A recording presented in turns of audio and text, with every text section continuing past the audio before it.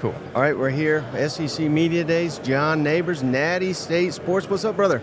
Well, what's going on, guys? It's been a minute. It's been a while. And from what I remember, you're a big Missouri fan. You know what? The biggest Missouri fan. You know, they're actually my second home away from home. You know, the people are really nice, and they've been very cordial to me and very welcoming and everything. So, yeah, it's been great. It's been great dealing with them over the past year or so. Do you still believe that Missouri is a better program, but Arkansas just loses every time?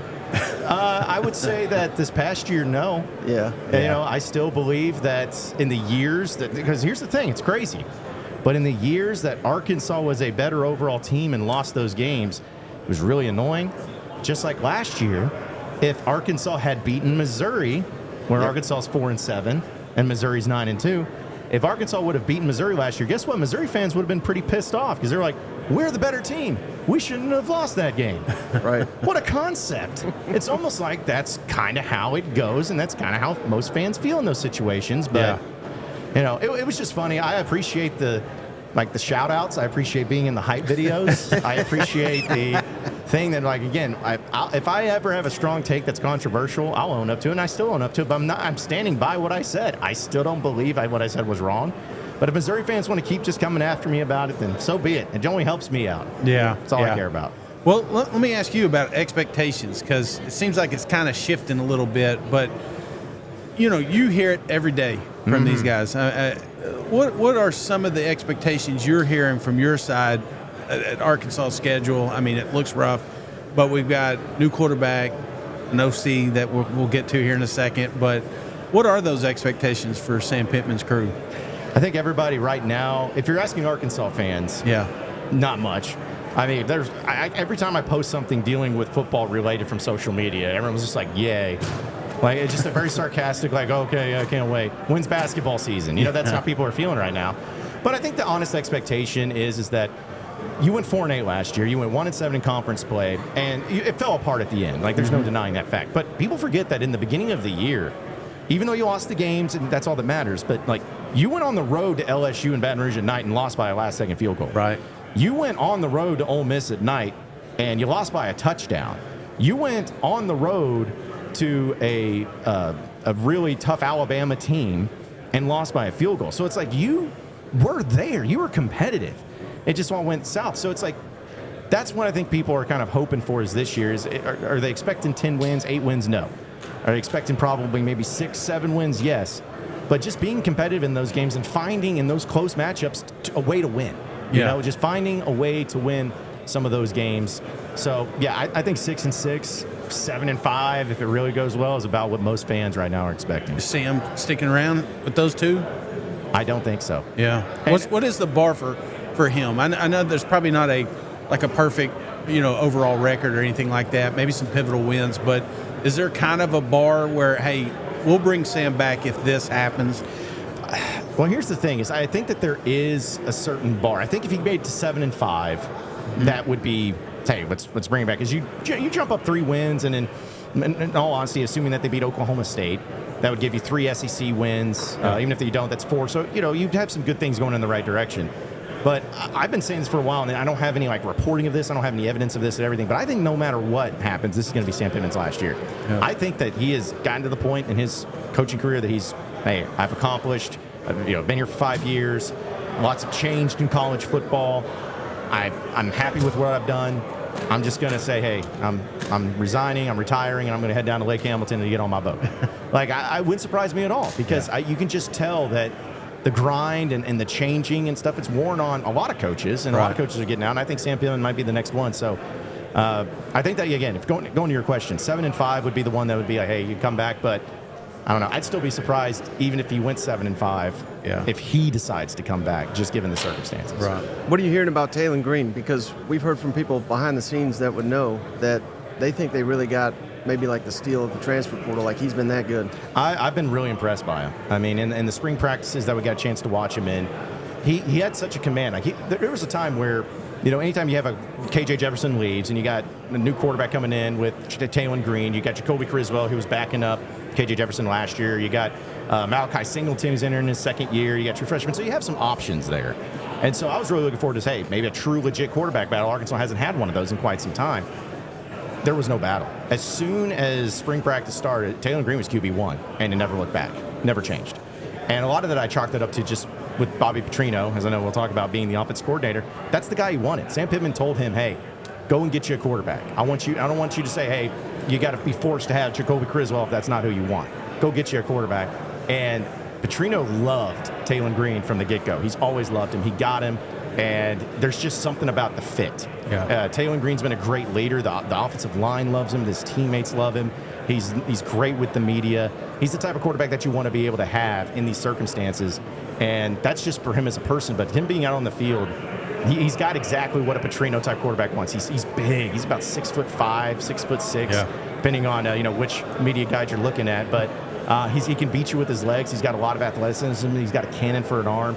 And he understands the offense that Petrino is putting forward. So, is he going to go out there and be a first-team All-SEC player? I don't think so. I'm not going to go to that route. But could he be a guy that throws for 2,700 yards and 25 touchdowns and only 7 interceptions? Absolutely. I think that he could be that type of player for Arkansas. Yeah. And he's like the exact opposite of me. Yeah.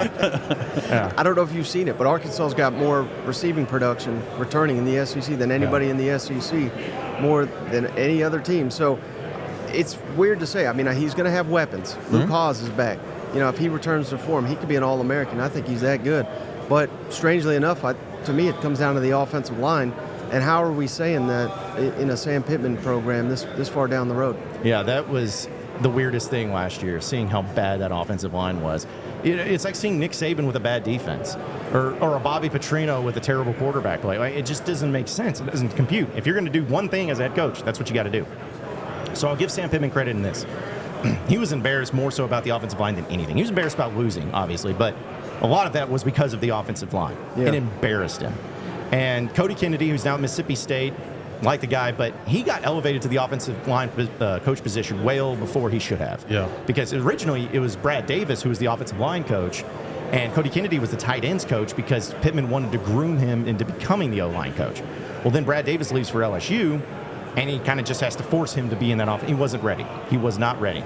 And so they made a change there. Eric Mateos now comes as an offensive line coach who coached under Bielema and under Pittman as a GA up at Arkansas, came from Baylor. Pittman's always loved him. He comes in, and immediately the culture has changed. Immediately the offensive line, it just seems like something's just clicked because they're like, okay, we get this. We're good with this now. And obviously, you lost a few players from last year's team. But Josh Braun, the transfer from Florida, who is graded out as far as for Pro Football Focus, one of the better offensive linemen in the SEC even, he's returning, but you need more than that. Well, they got Addison Nichols, who came from Tennessee, who was a guy who had starting experience in a major SEC school. Yep. You got a Fernando Carmona, who is a transfer from San Jose State, who was one of the bigger offensive line transfers that people were going after. You got him. You got Blackstock out from Michigan State that was transferred that's supposed to be a big impact player. So you're talking about doing a complete overhaul and getting it together. Is the offensive line going to be number one in the SEC? No, but I feel like it's not going to be the reason why this offense struggles. Like, they are going to protect Taylor Green. They're going to open up holes. They're going to be a much more competent offensive line, which is going to make the offense alone be much more improved just compared to what it was last year.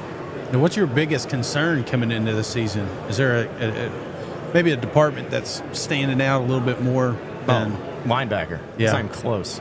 I mean, that's what is like kind of sucky for Arkansas right now, is because the linebacker position, we know how important every position is, but like linebacker, especially defensively. So Arkansas had, I think, about 5 departures from linebacker from last year. No, they had 6. 5 of them are still playing college football. So it's not like they all graduated and left. No, they all just transferred. Chris Paul goes to Ole Miss. Jaheim Thomas goes to Wisconsin. You have Manny Powell. You had Jordan Crook. Like, guys that had experience, they're all, and that was kind of like, okay, I can get like transfer portal players leave all the time, but when the entire room leaves, it's kind of like, what's going on here? And Travis Williams, the defense coordinator, is also a linebacker coach, so people are wondering, is something's wrong there? Well, what they got in return is they got Xavier Sori from Georgia, who was a former 5-star, had a little bit of experience, and they're hopeful for him. And then a guy that played a little bit last year, his name is Brad Spence, and that's pretty much it. Yeah. So to me, the linebacker spot, you got 2 maybe good SEC linebackers, but other than that, it's very unproven. It's very weak in the depth department. and that could be extremely problematic. I think the D-line's good. I think the secondary's good. But if you don't have linebackers to do anything, they're just going to pick you apart in the middle of the field. So what do you think is closer to reality this year for the defense? Because I thought last year, earlier in the season, they were one of the biggest surprises in the SEC, the defense for Arkansas. But then at the tail end, they completely fell off. But I think you could attribute some of that to an offense that was so piss poor. They scored 3 on Mississippi State. I mean, how can you play, keep lining up down after down when your offense is giving you nothing? So what do you think will be closer to the reality, the defense that surprised us or the defense that was, quite frankly, awful by the end of the year? I honestly think that, at least in the start of the season, the defense will be as good as what it was in the beginning of last year? Probably not because of the linebacker situation, but I think that getting Landon Jackson back was huge. Yeah. I was still surprised that he came back. I thought he was at least going to try his hand in the NFL draft. Getting him back was huge. You got a few other players that came back in. You got some transfers in there too, but the secondary's been the one that I've been actually excited about because you had it's just crazy. So Snacks Johnson, for instance, was a player that was really good last year. He was the starter in spring practice. But then Nico Slaughter from Tennessee took his spot, and it wasn't. And then so Snacks transferred, and it was like kind of a surprise. Like, man, how did that happen? Well, it was because Slaughter was doing so well in spring that he jumped up and took it. And I still think Marcus Woodson, who's the safeties coach, guy from Florida State, I think he's one of the best defensive coaches Arkansas has right now. I mean, he has really made the secondary, especially the safety position, really good. So. I think that in both of those position groups of D-line and defensive back, you're going to be just as good, if not better, this year. But again, the linebacker, though, it's like, okay, if you go from B and B and then you go to A, but yet your linebacker goes from B to F, that's going to really drag everything down. So I think that at least in the beginning part of it, you'll see the defense be solid. Okay. Still probably giving up 25, 30, 35 points a game. But because of the offense being so much better, keeping the defense off the field as much as possible, I think that that's really what's going to be about. Because even when Bobby Petrino was the head coach at Arkansas, the defenses were okay, but nobody was like, man, those Petrino defenses are killing it. It was about the offense. They controlled it, and I think that's what you're going to see this year. The offense is going to control the team, and as the offense goes, the success goes. The defense has to do just enough to let the offense do their thing and just enough to keep the other team from just you getting into a shootout every day. That's why I hated the spring game. I loved the spring game, but the format, I'm like, damn, is the offense this good or is the defense that bad? Yeah. Well, what's funny is like in all honesty, the whole spring practice, the defense actually was better than the offense for the most part, which I know is kind of common a little bit. And the spring game was almost surprising. It was like, man, the offense just turned it on. But that's what Petrino does. A lot of people don't know this about Petrino. What he does in his practices, I know he's not the head coach, but he's got a lot of pull. Like what he does is that he sets it up to where the offense and his quarterback get confidence in the practices. You don't do certain things as defense. You run certain things because he wants his quarterbacks to be as confident, and when they step on that field, there ain't nothing that they're scared of. Yeah. And so by doing it that way, I felt like once the spring game happened, he kind of utilized that. He's like, all right, I've made you comfortable. Go out and perform. You got the SEC Network's on. You got fans in the stands. Go out there and do it. And he did it. And Taylor Green looked awesome. And again, I know it's a spring game, but I think it was more of just like that's the offensive philosophy of what Petrino wants out of his quarterbacks and what they wanted out of the spring game too, because that's the lasting memory they're going to have until the next game is like, hey, you want to go into the summer feeling good as if you're Taylor Green, feeling good if you're the offense. So I think it was all by design, but I think that the offense, again, I'm not saying it's going to be the best in the SEC, but it's going to be sexy with those slants once again and those play action passes and those cowboy go-get-ems that Petrino had. It was always great. Any surprise that Taylor Green was selected to come here? Because not a lot of transfer quarterbacks right off the bat get that invite. I was surprised at first, but then when I started thinking about it, going back to the whole Petrino thing, like it's about putting the quarterback up. Like it's about putting him on a pedestal. And not in a way of like pampering him or catering to him only, but just you're the guy, you're the leader. You're going to Taylor Green's going to be a team captain, and I think a lot of it again is because of him, not just because you QB1, therefore you're that. He has really taken as well to the team as I've ever seen. I mean, just talking with him, talking with the players, talking with his offensive line, they respect him more than anybody because he goes in there and he works. He's got a great smile. He's got a great personality. And so I'm not surprised by it because, let's be honest, when we come here to media days, we don't want to hear from the punter. We want to hear from the QBs. Yeah. So I think that was by design, and it was also just to show, hey, Talon, you're our guy. We love you so much. We respect you so much. Your team does. The coaches does. Ever that. That's awesome. We're taking you to media days to be a part of this. That's the way it should be. Yeah. I agree. Yeah. So, hey, I just got one more, and it's that Oklahoma State game. Yeah. That's coming up week 2. I think that's such a pivotal matchup for you guys.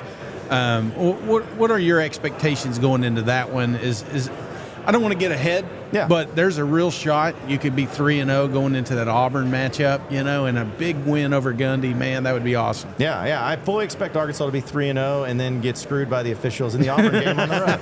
I mean, that's what happens every single year. That's what happens. But no, that to me, that's been the pivotal game too. As far as like some people like to say, oh, maybe it's the Texas A&M game because that game's dumb. I'm glad that thing's getting out of frickin' Arlington, but it's like to me, it's that Oklahoma State game because if you win that game. And you're 3-0, which you should be going into that Auburn matchup, you're already halfway to a bowl game, you know? And so you're telling me with 9 games left, you can't find 3 wins in those 9 games left? So it just sets you up to where the confidence is there. And if you win against Oklahoma State on the road, then even the fans, because right now the fans just do not care about football. But you do that, people are like, okay, maybe this can get something going. Maybe we can, hey, yeah, Auburn, we could beat them. It just gets the energy and the confidence back up. And if you do that, it's a lot easier to do that than going on the road and losing to Oklahoma State being 2-1. And everyone's like, yeah, well, we ain't going to win. Obviously, an SEC win that we got on the schedule. It's just more about the confidence of everything. Because Arkansas, I mean, I'm sure you guys understand it. They're going to get picked to finish 14th here at best. Yeah. Right. Yeah, no one's talking about them. No one's talking about Pittman. No one's talking about Talon Green. Nobody cares. And so that's how fans are, too, Razorback fans, right? Until we see something, we don't care. But beating Oklahoma State on the road, and God, 11 a.m. in Stillwater, it's going to be hot. But if you do that, it at least gives you some boost of like, hey, no more talking about it, no more like, oh, it could be better. Like, you showed something on the field. You beat a good opponent on the road. Maybe this could actually work out. Yeah. Hey, last thing for you, John. Really appreciate your time. Yeah. I don't even want to say, the scenario Sam Pittman gets fired. He's our favorite coach. He's great. We're going to be having him on later in the week. Let's say they exceed expectations, whatever that means, 7 wins, 8 wins, and he says, I want to go out on a high note, I'm going to retire, and then Missouri wins let's say 11 games, and Eli Drinkwitz says, I'm coming home, I'm going to be the next head coach of Arkansas. What would be the reaction of the fans? What would be the reaction on the immediate emergency podcast, Natty State Sports? If I jumped off of here, could it kill me? That's about how I think most Razorback fans would feel. Listen, it would be something that I'm sure a lot of fans would talk themselves into. But just looking at it from the honest perspective, it's like it doesn't work because it's one thing because let's be honest, Eli Drinkwitz has really singled out Arkansas as the one he wants to beat the most. And when you do that, it's hard to get the fans back, even if you're want to be. It's like all of a sudden it's like, okay, you wanted to beat them the worst, but now you're like, oh, now I want to join you. I want to read you. It's like, no, we don't want that. And so, I don't think there's any likelihood that happens.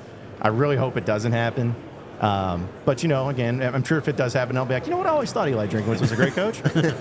Just like John Calipari being the head coach at Arkansas basketball. I had to delete so many tweets of things I said about Calipari. But, but it's just, I just don't see in any case that happens. Yeah. And, if Sam Pittman doesn't make it this year, if he resigns or whatever, I honestly, truly believe, I'll give you guys a little nugget here. This is my prediction. If, this is a big if, Sam Pittman either is fired, retired, or whatever, the next head coach for the Arkansas Razorbacks is going to be Barry Odom. I thought you were going to go there. Yeah, I think that they will bring him from UNLV because what he did at UNLV, I don't think it's talked about enough. Whether it 1-11 before he showed up, it just changes everything. I think he's a heck of a head coach, and I think he got a raw deal at Missouri. I don't think it was given enough time and enough resources for it. It's just me. But I think they hire him to come in. He brings in Michael Schur as his defense coordinator. He was a great linebacker coach when he was at Arkansas. I mean, Arkansas linebackers were really good. I mean, he took Grant Morgan and Hayden Henry, some walk-ons, and made him confident as he's really good. Brings him as the DC. Bobby Petrino stays on as OC because Odom hired him at UNLV originally before he went to A&M. And I think that's how they keep the train moving because Barry Odom's really well liked in Arkansas. He's really well respected. I think he's proven at another place he's still a great head coach. And I think with that angle and him being the defense and then him just being like, hey, Petrino, you run the offense, I think with those things, it could actually really work. Right. I really do. And everything I said about Sam Pittman, I believe, but I also think the biggest wins he's gotten, largely due to Barry Odom's defensive game plans on teams like Texas that had more talent than Arkansas, but they whooped them. And one thing that fans never pay attention to, but they really should, a guy like Barry Odom, defensive coach, he has a really, really good eye for offensive coaches. Like you said, Bobby Petrino, the guy he's got at UNLV now, he's going to be a head coach soon. He's the one, people don't know this, he hired Josh Heupel to be the offense and got his career back on track as well. So he's got a really keen eye for hiring offensive coordinator. And whether you're a defensive guy or an offensive guy, being able to hire on the other side of the ball, that is one of the most critical aspects of being a head coach. Yeah, and I think and in that situation too, that's the way I feel like it should work, at least at a place like Arkansas, is just hire a coach like an Odom, and hey, you handle you're the head coach, but you're defense. You handle defense, do defense, have great defense, and then you just hire a guy like a Petrino and be like, hire who you want, do it how you want. I'll be over here. I'll take the timeouts when we need them. I'll put the game plans together, but you just focus on the offense, and I'll focus on the defense, and the buck stops with me, and let's just roll with it. I think that's a great way of handling it, and I'm going to be interested to see, because I feel like that's what like Pittman has done that this year with Petrino. And watching these practices, every single practice I've watched, this is not an insult at all. It's the right way of doing it. When they've scattered out to position groups with their coaches and everything, Pittman goes to the offensive line. Him and Mateos the entire time, offensive line. Petrino is handling everything else. Because I'm sure you guys remember, but like a lot of the assistant coaches that stayed on offensively all left. Kenny Guyton left. Yep. You had Jimmy Smith, who I really liked. He left. And then you had, I guess, Cody Kennedy left. And then Dan Anderson. But anyways, the only offensive coach that's remaining is, now I just lost the name, tight end coach, Morgan. Yeah. The guy from Stanford, right? Yes. I forgot his last name. But yeah, he's the only guy remaining. But when those coaches left or whatever, Petrino hired his guys. He hired the ones he wanted. Yeah. And so I'm telling you, this is what's going to be interesting. It's like, this is a Petrino offense. He has full reign. It's not like when he was at A&M where it's like, no, you got to know our nomenclature. You got to know our lingo. It's like, no. Pittman has done, this is where, again, I give him credit. Pittman's like, here's the keys, Petrino. Do whatever you need to do. Run your offense. Yeah. And that's why I feel like there's a chance they can really work and make the offense go. That's what's encouraging. You got to have that CEO approach. Yeah. Less hands-on because you've got so much other stuff to get into. Yeah. I like it because I see him working with the offensive line now, Yeah. So. Well, it's so crazy to see the reaction Razorback fans have had from Bobby Petrino returning. Yep. Mm-hmm. I mean, it's still, I thought that was the most shocking thing until John Calipari got hired. I thought that was the most shocking thing. But then, when basketball's going on, the day he was hired, this is something I'll never forget for the rest of my life. They just hired Petrino as the OC. Arkansas is playing Duke in basketball in Bud Walton Arena. That just does not happen. That's never probably going to ever happen again. Getting a Duke team to come in. Packed out, 20,000 people in Bud Walton Arena. What does the student section in the very front row have written on their chest, with their bare chest? Bobby. Yeah. What chant breaks out in the middle of the game? Bobby. When Arkansas beats Duke and they rush the floor, and on the floor, what do they chant? Bobby. At a basketball game when you just beat Duke for the offensive coordinator hire. So if that doesn't tell you where everyone's pointing to be like, this is what is going to excite us. Yeah. And if anybody ever asks, what does fans feel about Petrino coming back? They love the man. I love the man. I am so happy he's back. I'm hoping that this provides the final closure of what Razorback fans always wanted. I know that was 12 years ago. We all know it's not going to be the same. But Razorback fans always look at that time. We all know the story of the motorcycle, but it's like Arkansas has not recovered since then. Yeah. And he ended going 21-5 in 2 years during the heyday of the SEC when he's playing Spurrier every year at South Carolina. James Franklin's at Vanderbilt. Dan Moore, he did that. But fans just felt like they got the raw end of the deal. They never got closure. This is a way. And even Bobby Petrino said it.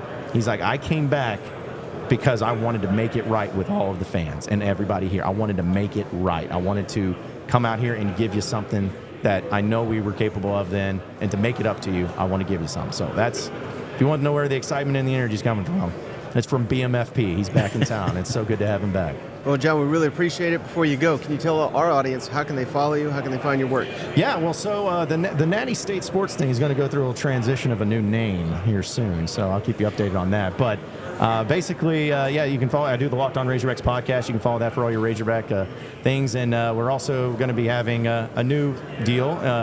And again, some potentials there. Probably going to be on the radio here soon too. Just giving little nuggets that are out there. I don't want to say too much, but I want to tease the audience. We'll give them a little bit. But yeah, it's going to be just basically for all the Razorback stuff to come to us, and we're going to be doing some big things. But real quick, I have to do this because I said I would do this on every podcast that I could. Can I do my Bobby Petrino impersonation for you? Yeah, please. Because I'm hoping that he gets to hear it one day, and then if I do it on enough platforms, maybe he will. So ask me a question that you would want to ask Bobby Petrino. What do you think about your quarterback, Taylon Green? Taylon's doing a great job. He's a great job in every of the locker room. He's a great job of really leading the team, and I've been really impressed by him. He's a guy that can throw the ball really hard, and I've just been really loving how he's just taking the team. And we expect a lot of things out of Taylon. He's a great kid. He does a great job. Bobby. That man, I'm telling you, it's like people will never understand the absolute impression he has in Arkansas. Like he's a small guy, but he's like a Nick Saban presence. Like not to the level of, but just when he walked into. I remember when he walked into the room press conference. I'm like, man, I'm like seeing him in the practices with Razorback apparel on. I was like, this is insanity. Like this is so cool though. But hey, we got to get excited about something in Arkansas, all right? Yeah. Last year was the worst Arkansas athletics performance ever. 4-8 in football, losing season in basketball. Baseball, you're great, but then you just go 1-2 in the regionals and just crap your pants. It's like need a hard reset. Yeah. Football's it. Yeah, well, that Hopefully. Yeah, that's it. 7-5. Woo! Pop the bottles and hang the banner. But yeah, most people are just hoping that it's a nice little transition into basketball season. That's what they're hoping for. All right, perfect. I really appreciate it. Appreciate it, guys.